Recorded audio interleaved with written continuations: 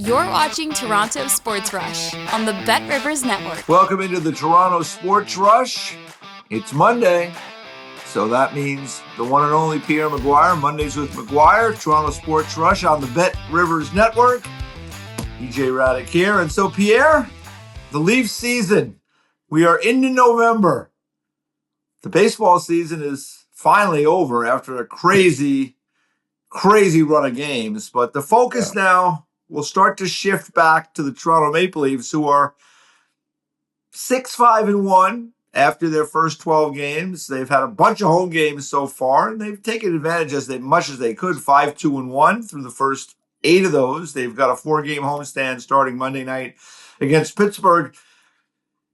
They've had injury issues. They've had guys in and out of the lineup. Where do you begin, Pierre? What do you assess? How do you look at Toronto after the first month? Because it's been a bumpy ride, and I think the whole season's going to be a bumpy ride. It's been very pedestrian to date, EJ. Very pedestrian. I'm expecting a lot more out of Austin Matthews as we go along. I'm expecting a lot more out of Matthew Nyes as we go along. I'd like to see more team speed, more counterattack ability, force more turnovers in the neutral zone, get to be that stretch team that they've been so good at, defend harder in your own zone. There's a lot you'd like to see that would be better from Toronto. The fact they got their first road win in Philadelphia, I think, is a step forward. I love the fact that John Tavares was so happy about Easton Cowan getting his first ever career goal. I thought that was fantastic. So I saw a lot of good things. You talked about the injuries. Right from the start, this team has been disjointed. Scott Lawton's injury was pretty immense for this team. Yeah. You lose Stevie Lorentz from the other night. Now you don't have Willie Nylander. Christopher Tanev's injury with the – and I know people on both sides of the ledger. There's no way that Matvei Mishkov was trying to do that to Chris Tanev. There's no possible way. But you feel bad for Tanev in particular. People don't want to talk about it. Marshall Rafai's broken wrist in Montreal in an exhibition game hurt this team a little bit because he was that depth defenseman that could come up and give him some good minutes. Now you're just relying so much on Simon Benoit, and Benoit's a good depth defenseman, but you can see he's trying to do too much now. Yeah. If you had the pressure from a guy like Rafai, maybe he would settle his game down a little bit. So the truth is that it's been a disjointed ride from the start. I do expect Toronto will get better, and I'm more excited about where they are right now than maybe 10 days ago where I just thought, oh my gosh, these guys are in big trouble. You know, Pierre, you look at the standings. I mean, they're sitting there tied with Florida, who's had significant injury issues as well. More so probably when you think about losing their first center for sure and not having Matthew Tkachuk. And then they're there with the Buffalo Sabres with 13 points, those 3 teams. They're at the bottom of the Atlantic Division. I know it's early, but I'll ask you this question. Could they miss the playoffs? I would have a hard time believing they would miss the playoffs. I really would. I know they had a stinker in Columbus the other night. I know that, people are worried about their team speed. So am I. But I do think when they get everybody back and they're all swinging from the same side of the plate in terms of understanding the game plan, I think it's going to be really important for them. And so, no, I don't see them missing the playoffs. So one thing I would say, though, is most people expected Buffalo to be better. Even after a bad first 3 or 4 games, Buffalo is better. Yeah. I think most people expected Detroit to be better. After a terrible first game against Montreal, Detroit is a lot better. I think a lot of people didn't expect Tampa to start out the way they did. But look at Tampa. They've won 5 in a row now. They're way back in the race. And Florida, with all the injuries, you talk about Tkachuk, you talk about Barkov. I'm going to talk about Kulikov. Yeah. They miss Kulikov on the back end too. So you put it all together, it's the hardest division in hockey. The Atlantic is the hardest. Toronto's part of it. But you asked, do I think they'll miss the playoffs? I don't think they will. No. Yeah, I mean, because it's just a question I bring up because, again, you just went through it. The teams that have been at the bottom for the last decade in that division are bubbling up to the top. I mean, Detroit and Montreal are at the top right now. Detroit hasn't made the playoffs in years. Montreal made it last year. So those 2 teams are in. Somebody's going to be out. And, like I said, I expected this to be a bumpy season for the Leafs. Last year, a lot of things went really well. This year already with Tanev being out, and that was significant. Yeah. Fortunately, seems like he's okay, but we don't know when he's going to get back in the lineup. William Nylander's missed 3 of the last 4 games. We're not so sure where that's going. I mean, this is not a team that could sustain those type of injuries, I think, over the long term. Well said. I completely agree. EJ, one other question about Toronto I think is really important. A lot, the Joe Wall situation, I know he's Yeah. back and I know they're excited. And this is not a cheap shot at Caden Primo. I don't think he's ready for prime time in the NHL. Yeah. And so I understand what they were doing. They needed organizational depth at that position. They're very fortunate that a year ago they got Anthony Stolarz to come up from Florida as an unrestricted free agent. Yeah. That's been a bargain for them. But they need to get Joe Woll back, and they need Joe Woll back playing the way he can play, so that can maybe alleviate some pressure when they do have to go to their second goaltender in Toronto. I think that's a bit of an issue too, honestly. All right, so let's get to a little bit of the better news. Nick Robertson has jumped in and played pretty well. You mentioned Easton Cowan had his first goal, so they're getting contributions from some people they need contributions from, and Matthew Nyes, you mentioned him. I mean, he's been off to a good start. He's got 11 assists, 15 points. So those are the positives I see so far. Yeah, no, I would agree. And don't forget John Tavares. John Tavares has been leading the team in scoring. Yeah, I mean, he's been an amazingly consistent player. Yeah. I'm looking around hockey right now, and I'm watching Nick Suzuki play in Montreal, who's been amazing. I'm watching Mark Scheifele play in Winnipeg, who's leading the league in scoring. Yeah. And I'm watching John Tavares in Toronto. I'm saying, what an embarrassing array of riches Hockey Canada has at their disposal for the Olympics. There's a good chance that not one of those three players is going to make the team. Yeah. I think all three's got a legitimate chance to make the team. I mean, they got to really rethink the Scheifele stuff. I was mad when he didn't make it for the Four Nations. Yeah. Suzuki, I understand they were mad at him because he hadn't gone to the World Championships. Yep. Johnny Tavares is a really good player. We all know that model of consistency, and he's a leader. He can play the wing. He can kill penalties. He can be in your second power play. Like, there's a lot. He's a Swiss Army knife, no pun intended. So I'm looking at that saying there's a lot of good stuff too in Toronto, and John Tavares is one of the great things that's going on in Toronto right now. It's funny because Tavares scored his 500th goal last week in a game at Columbus. Now, they got blown out of the game. It was late in the game, and I know that in talking to you weren't happy with like the fact that it hasn't been celebrated enough because to your point, when we were discussing this earlier, there's only been, I think you said 49 players in league history to score 500 goals. So when you look at it that way, it's a big deal. And yet it was a really muted celebration. I understand, again, the game situation was such that probably knowing John, he's a team guy. Yep. He was probably not really eager to be overly demonstrative after reaching such an amazing milestone. But you just feel like it's been underappreciated, a lot like John Tavares. I wish people would pay attention to this a little bit more, especially in the media side. It's not the fans' responsibility to pay attention. It's to the media to report this. There have been 49 players who scored 500 goals in the league. I remember back in 1971, John Beliveau got his 500th goal against the Minnesota North Stars. It was against Gilles Gilbert. It was a big deal. I remember 1973 like it was yesterday. Frank Mahovlich got his 500th goal against the Vancouver Canucks. Dunk Wilson was a goalie. I can go back to that without referring to any notes. Yeah. And I'm telling you, those were big deals. But this is really important for people to understand. Rocket Richard is the first guy to ever get 500 goals. He did that in 1957. And I can tell you, Gordie Howe did it. He was the second guy, 1962. Getting 500 goals used to be a massive accomplishment. Yeah. I'm watching that happen in Columbus the other night. I don't even know how many people in the stands even knew that John Tavares got his 500th goal. And I get how polite and professional he is, but I want to leave you with this one.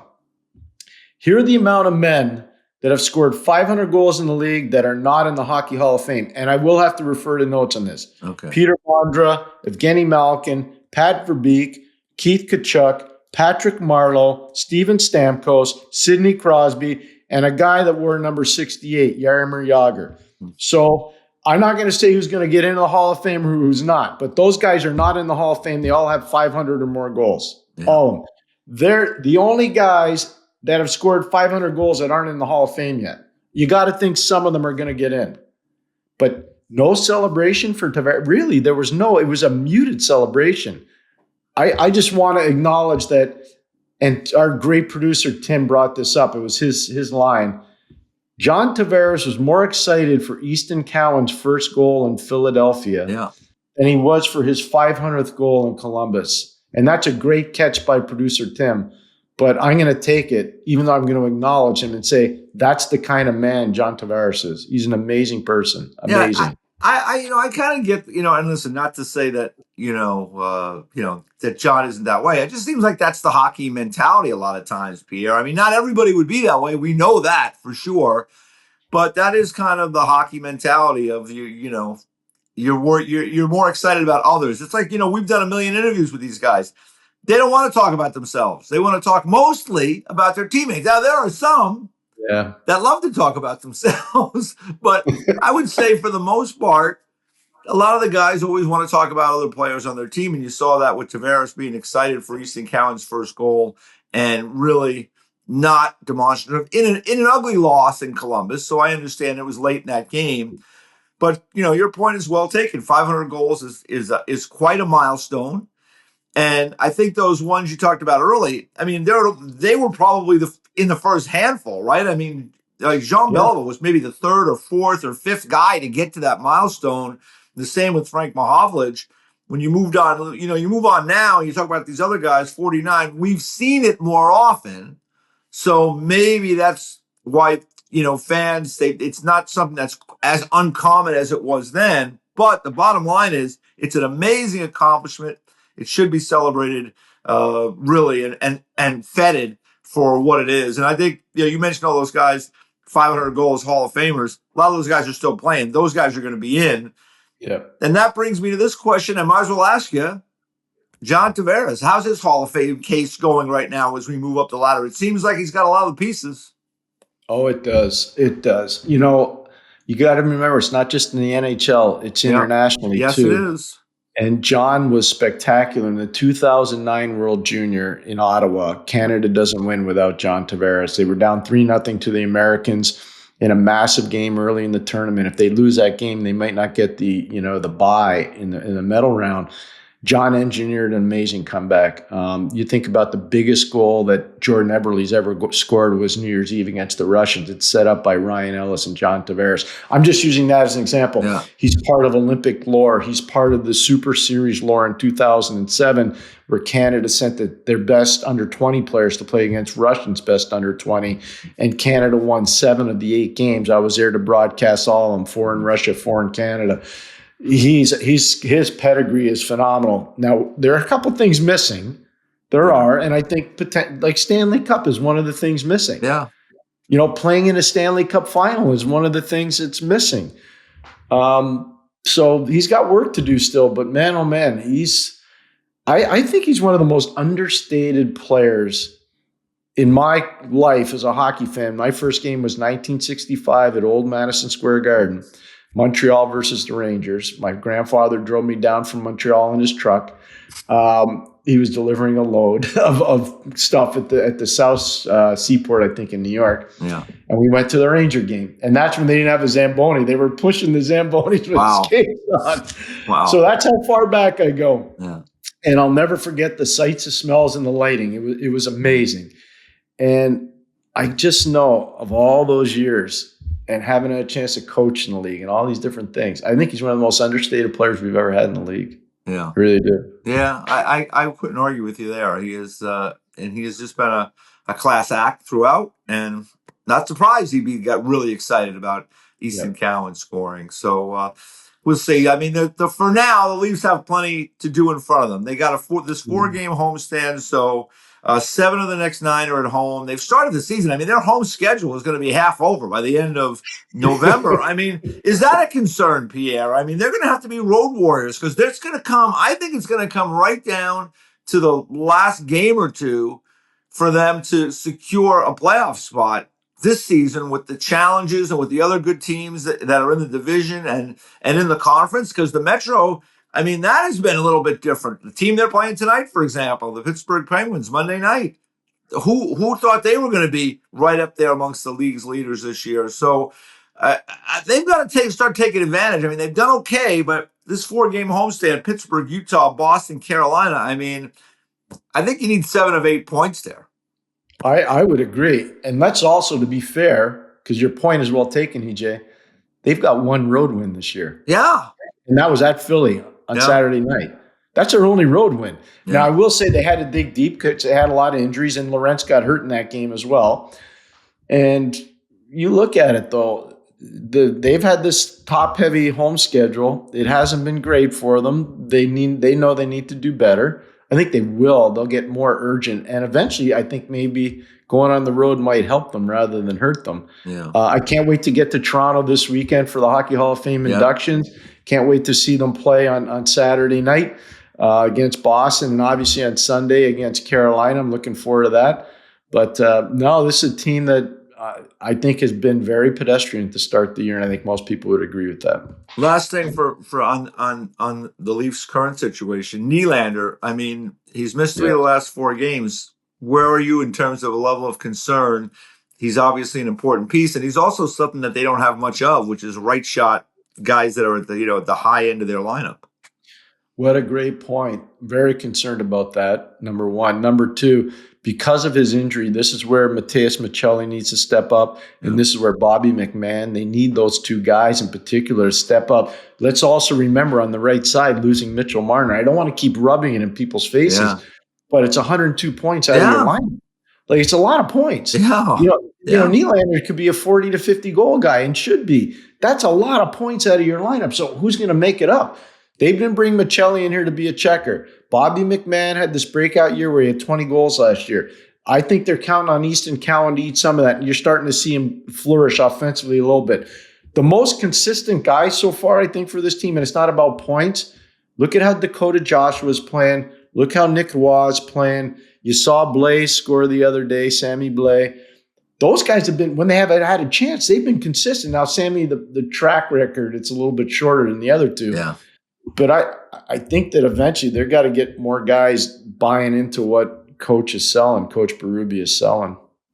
Yeah, it's certainly, as I mentioned at the start, Pierre, I just think it was going to be a bumpy ride this year because that's the way hockey is. I mean, you've coached, you've been watching it and following it for years, right? Like, you have a year like they had last year where a lot of things went right. And even in that, Austin Matthews dealt with injury issues. They had some other issues throughout the season. But this year, it just seemed like in the second year of the Craig Berube administration, to your point, missing someone like Marner, and I'm like you, that's water under the bridge now. But the reality is he and his points are no longer there. They've done some things to try to mitigate against it, but that was going to be tough sailing regardless.